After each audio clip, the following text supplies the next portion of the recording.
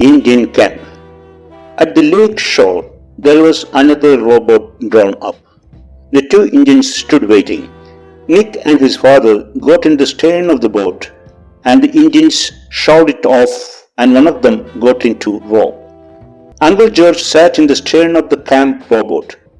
The young Indian shoved the camp boat off and got into row Uncle George. The two boats started off in the dark. Nick heard the oarlocks of the other boat quite a way ahead of them in the mist. The Indians rowed with quick, choppy strokes. Nick lay back with his father's arm around him. It was cold on the water. The Indian who was rowing them was working very hard, but the other boat moved farther ahead in the mist all the time. Where are we going, Dad? Nick asked. Over to the Indian camp. There is an Indian lady very sick. Oh, Said Nick. Across the bay, they found the other boat beached. Uncle George was smoking a cigar in the dark. The young Indian pulled the boat way up on the beach. Uncle George gave both the Indians cigars. They walked up from the beach through a meadow that was soaking wet with dew, following the young Indian who carried a lantern. Then they went into the woods and followed a trail that led to the logging road that ran back into the hills. It was much lighter on the logging road as the timber was cut away on both sides. The young Indian stopped and blew out his lantern, and they all walked on along the road. They came around a bend and a dog came out barking. Ahead were the lights on the shanties where the Indian bark peelers lived. More dogs rushed out at them. The two Indians sent them back to the shanties. In the shanty nearest the road, there was a light in the window. An old woman stood in the doorway holding a lamp. Inside on a wooden bunk lay a young Indian woman. She had been trying to have her baby for 2 days. All the old women in the camp had been helping her. The men had moved off up the road to sit in the dark and smoke out of range of the noise she made. She screamed just as Nick and the two Indians followed his father and Uncle George into the shanty. She lay in the low bunk, very big, under the quilt. Her head was turned to one side. In the upper bunk was her husband. He had cut his foot very badly with an axe 3 days before. He was smoking a pipe. The room smelled very bad. Nick's father ordered some water to be put on the stove, and while it was heating, he spoke to Nick. This lady is going to have a baby, Nick, I know. said Nick. You don't know, said his father. Listen to me. What she's going through is called being in labor. The baby wants to be born and she wants it to be born. All her muscles are trying to get the baby born. That is what is happening when she screams. I see. Just then, the woman cried out, Oh, Daddy, can you give her something to make her stop screaming? asked Nick.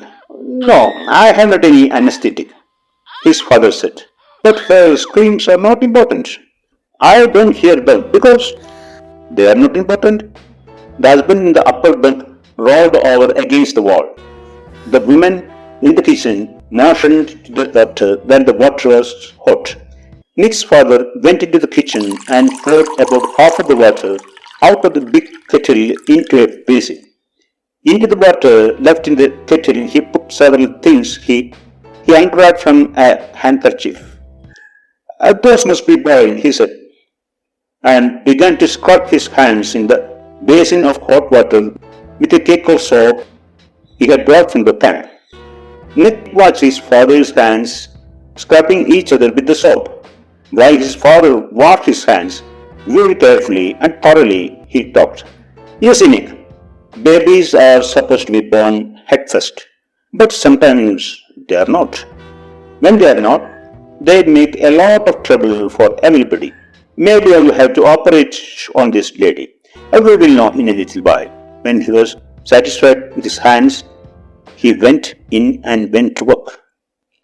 pull back that kilt, will you, George? He said. I would rather not touch it. Uncle George and other Indian men held the woman still. She bit Uncle George on the arm, and Uncle George said, Damn square bitch! And the young Indians who had robbed Uncle George were over laughed at him. And the young Indians who had robbed Uncle George over laughed at him. Nick held the basin for his father.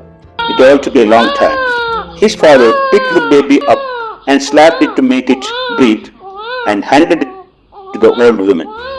See, it's a boy, Nick, he said. How do you like being an intern? Nick said, all right. He was looking away so as not to see what his father was doing. That gets it, said his father and put something into the basin. Nick didn't look at it. No, his father said. There is some stitches to put in. You can watch this or not, Nick, just as you like. I am going to see up the incision I made. Nick did not watch. His curiosity had been gone for a long time. His father finished and stood up. Uncle George and the three Indian men stood up. Nick put the basin out in the kitchen. Uncle George looked at his arm. The young Indian smiled reminiscently.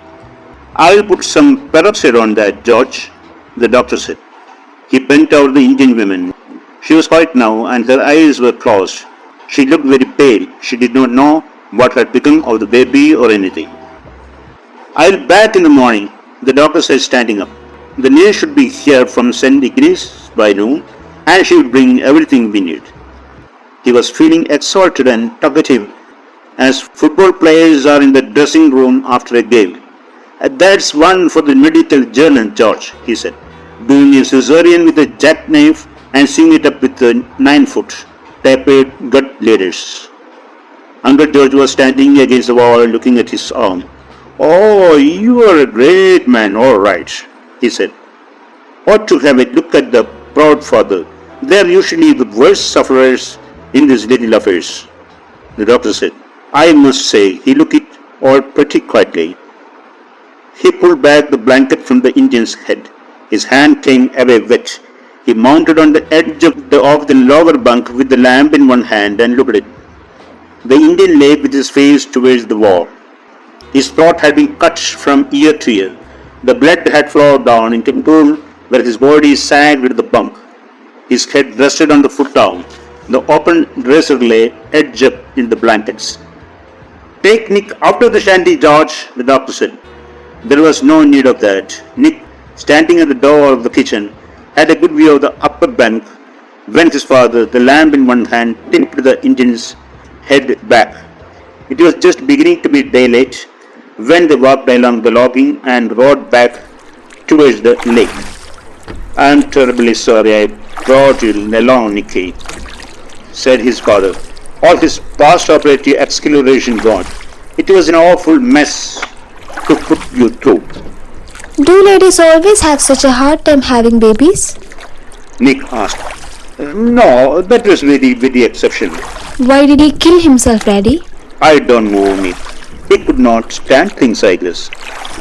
Do many men kill themselves, Daddy? Not very many, Nick. Do many women? Hardly ever. Don't they ever? Oh, yes, they do sometimes. Daddy. Yes? Where did Uncle George go? He will turn up all right. He's dying hard, Daddy. No, I think it is pretty easy. Nick, it all depends. They were seated in the boat, Nick in the stern, his father while the sun was coming up over the hills. A bass jumped, making a circle in the water. Nick trailed his hand in the water. It felt warm in the sharp chill of the morning. In the early morning in the lake, sitting in the stern of the boat with his father and rowing, he felt quite sure that he would never die.